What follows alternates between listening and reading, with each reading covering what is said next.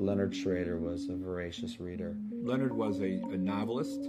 Leonard was a screenwriter. He wrote the screenplay for Kiss of the Spider-Woman. Leonard was compulsive. He was driven. He never slept. Leonard was an amazing teacher. He spent all of his time writing and reading. What connected all of it was his obsession with books.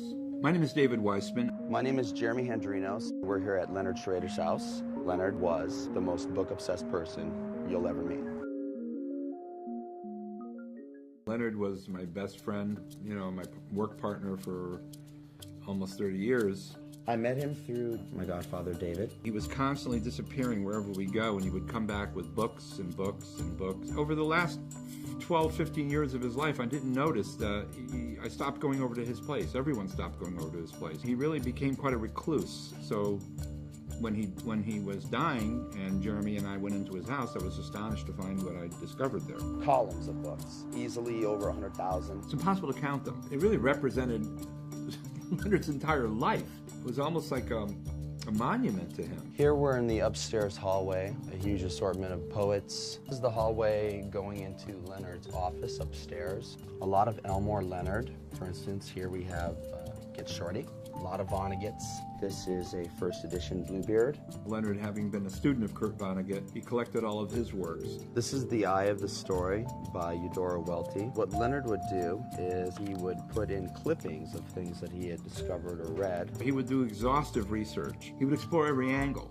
This is one of the spare bedrooms. You have a lot of mystery thrillers. Underworld by Don DeLeo is up here, and so is Lieber. There's a small room which is filled with Japanese language books on Japanese cinema. A book edited by Charles A. Moore called The Japanese Mind. You can find everything from Yukio Mishima in here. Leonard was the only man ever to have written both Japanese language and English language movies. A film called Mishima, based upon the towering Japanese literary figure. This book is by Mark Schilling, and it's a guide to Japanese gangster films. This is Leonard's office. A huge assortment of books on film. He seemed to have an inexhaustible knowledge about film. He loved melodrama, he loved comedy, he loved slapstick. Here we have a biography on Buster Keaton by Marion Mead. A book by Richard Walter on screenwriting. You'll find every book imaginable on screenwriting here. This is an amazing book by Peter Biskin, Easy Riders, Raging Bulls, about how screenwriting in the 70s changed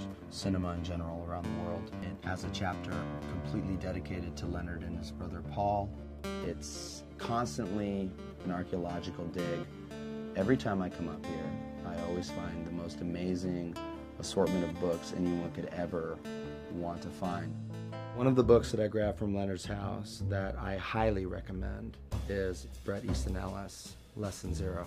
Leonard was all about amazing writing, and one of the reasons why he loved Bret Ellis so much was because of writing like this. It really has a flair, and I think it's a great depiction of Southern California in the 80s. This is God Bless You, Mr. Rosewater by Kurt Vonnegut. All of Vonnegut's books are amazing. This book is a play on society and on culture in general. He wrote about very far out things in a contemporary setting. Leonard was such a voracious reader that I never had to read anything. Frankly, I never read Kiss of the Spider-Woman. Leonard told me all about it. I did read it, but my initial introduction to it was through Leonard. Kiss of the Spider-Woman was an avant-garde novel. Had a dash and a line of dialogue, and a dash and a response. There's no character descriptions, there's no location descriptions, it's all picked up from the dialogue. You feel like you're in a room without any light. You hear these two voices on the other side of the wall, the comedy and the transvestite in the jail cell. And what they're saying is so fascinating that you press your ear harder to the wall until you start understanding what they're talking about. Leonard told me, geez, Dave, this is a screenplay. In 1982, it was just outrageous. Well, it became the first independent film ever to go to the Oscars and was nominated for Best Adapted Screenplay, which was for Leonard. I always believed Leonard was indestructible. It's very hard to believe that he's gone. I didn't even know half of the authors or half of the books I was dealing with, and I thought I knew a lot about books. One reason why he seems to feel like he's still here is the books and the materials that he left. So Leonard's impact is still going on. I mean, he's still here for us somehow.